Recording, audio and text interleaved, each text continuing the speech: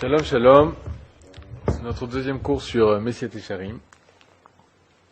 La semaine dernière, nous avons expliqué le but du Sefer, de tout livre de Moussa, va être de changer la personne. On veut changer l'être, on ne veut pas avoir de nouvelles connaissances, on veut changer la personne. Le Messiat Yesharim est très très bien construit. Et même depuis le départ, il va donner l'ordre de toutes les étapes qu'il faut passer pour pouvoir arriver à atteindre ce niveau de Gdusha. Alors on va prendre la fin de l'Akdama avant de commencer l'Akdama. Il nous dit, il faut d'abord, il va selon la Braïta de Rabbi Pinchas Ben Yair qui dit Torah mevia l'idée zihirut. La Torah amène à la zihirut, à la prudence. Zihirut mevia l'idée zrizut. La zihirut, la prudence, emmène au zed, c'est-à-dire première étape, c'est être prudent.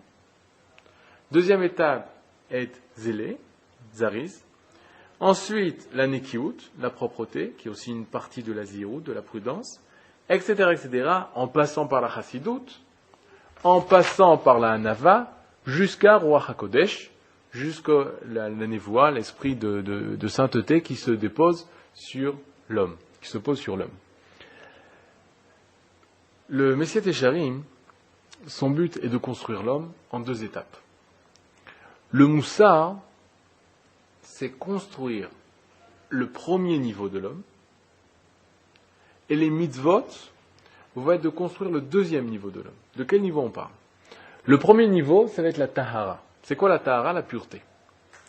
On sait que la Gdusha, qui va être le but ultime de l'homme, d'être kadosh, d'être saint, il ne peut pas se dévoiler, la Gdusha ne peut pas se dévoiler sans qu'il y ait auparavant, préalablement, un niveau de tahara, de pureté. C'est-à-dire, si l'endroit n'est pas pur, la Gdusha ne peut pas apparaître. Si l'endroit n'est pas pur, alors, bien sûr que Akadosh Baruch Hu ne pourra pas parler à telle ou telle personne. Et par conséquent, l'homme dans sa vie, il doit développer deux niveaux. Le premier niveau de tahara, c'est ce qu'on va appeler les midot. La construction, ou la construction de sa personnalité. Créer une belle personnalité, ça va être la tahara. Le Sifri nous dit, si tu veux rencontrer un Kadosh Baruch Hu dans ce Olam Hazeh, alors il faut les taken, les midot. D'avec bemidotav. Il faut avoir la même personnalité que Kadosh Baruch Hu. C'est-à-dire, ma'urachum afatarachum. De la même façon que lui il est miséricordieux, toi tu dois être miséricordieux. Pour permettre à la tahara de se faire, il faut que l'homme arrive à créer une personnalité belle. C'est quoi une personnalité belle? Ce qu'on dit en bon français, une personnalité équilibrée. C'est une personne équilibrée. Une personne qui n'est pas équilibrée, jamais la Gdusha des mitzvot pourra apparaître dans une telle personne, pourra se dévoiler à une telle personne. C'est ce qu'on va dire, par exemple, dans une halakha, que Chashu, patur mea mitzvot. C'est quoi Chashu? C'est des abréviations de Cheresh Ote Vekatan. Et c'est quoi? Des personnes qui ont une personne déséquilibrée, que ce soit parce qu'il est sourd, muet, etc., ou un enfant, et sont patur des mitzvot. Pourquoi?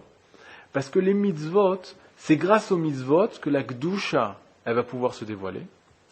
Et une personne qui doit faire un mitzvah, elle doit être préalablement, auparavant, construite au niveau des midot de sa personnalité. C'est-à-dire qu'elle a acquis le niveau de la tahara, de la pureté, de façon à ce que la Gdusha apparaisse.